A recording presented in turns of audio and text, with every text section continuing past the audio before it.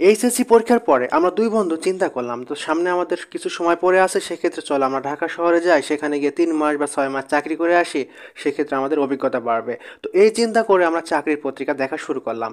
তো আমাদের নজরে একটি জরুরি নিয়োগ বিজ্ঞপ্তিতে গেল, সেখানে দেখলাম একটি প্রতিষ্ঠান তাদের প্রতিষ্ঠানে কিছু সংখ্যক লোক নিয়োগ করবে, তাদের ঠিকানা দেওয়া আছে, ফোন নাম্বার দেওয়া আছে।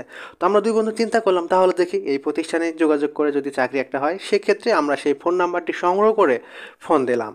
তো অপর পক্ষ থেকে আমাদের পরিচয় জানতে চাওয়া হলো যে আমরা কোথা থেকে বলছি, আমরা চাকরি করতে আগ্রহী কিনা। তো আমরা যথারীতি বললাম হ্যাঁ আমরা চাকরি করতে আগ্রহী। সেক্ষেত্রে বললো তাহলে আপনারা কালকে চলে আসুন, আমাদের সরাসরি সাক্ষাৎকার চলছে, আপনারা অফিসের এই অ্যাড্রেসে চলে আসুন।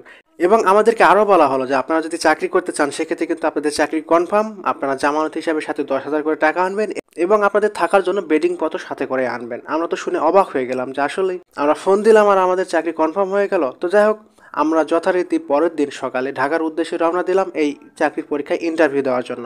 তো আমরা দুজন বন্ধু ঢাকা শহরে চলে আসলাম এবং পরিচিত এক আত্মীয়র বাসায় উঠলাম। পরের দিন সকালে আমরা সেই অফিসের উদ্দেশ্যে রওনা দিলাম এবং ঢাকার মালিবাগে সেই অফিসের সামনে এসে উপস্থিত হলাম এবং আমরা আবারও সেই নাম্বারে ফোন দিলাম। তারপর আমাদেরকে 9 তলায় যাইতে বলা হলো। তো আমরা দুই বন্ধু খুব উৎসাহ নিয়ে সেই 9 তলায় চলে গেলাম, গিয়ে দেখলাম একটা সুন্দরী মেয়ে রিসিপশনে বসে আছে।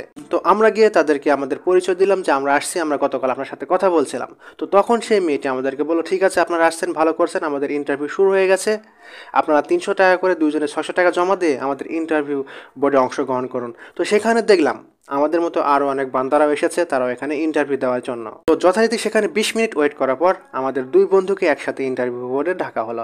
তো আমরা যথারীতি সেই ইন্টারভিউ বোর্ডে চলে গেলাম। তো সেখানে যাওয়ার পর আমরা বসার পর আমাদেরকে জিজ্ঞেস করলো যে আমাদের নাম কি, আমরা কোথা থেকে এসেছি, আমাদের ঢাকা শহরে পরিচিত কেউ আছে কিনা, বা আমরা এই চাকরি করতে আগ্রহী কিনা।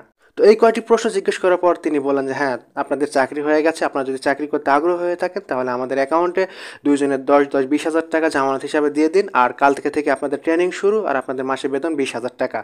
তো তখন আমরা চিন্তা করলাম যে এত সহজে চাকরি হয়ে গেল, আর আমরা তো সাথে টাকা নিয়ে যাই নাই, সেক্ষেত্রে আমরা তাদেরকে কনফার্ম করলাম যে আমাদের কাছে তো এখন এত টাকা নেই, সেক্ষেত্রে আমরা কালকে এসে আবারও আপনাদের সাথে যোগাযোগ করব এবং জামানতের টাকা দিয়ে দেবো। তো এই বলে আমরা যথারীতি সেখান থেকে চলে আসলাম। তো পরের দিন আমাদেরকে অনেকবার কল দেওয়া হয়েছে সেই নাম্বার থেকে যে কখন আপনারা আসবেন, কখন জামানতের টাকা দিবেন, কিন্তু আমরা দুই বন্ধু আর সেই চাকরিতে যাইনি বা সে অফিসে আর কখনোই যাইনি। তখন আমরা দুজন বন্ধু চিন্তা করলাম যে আসলে ঢাকা শহরে চাকরি পাওয়া কি আসলে এতটা সহজ?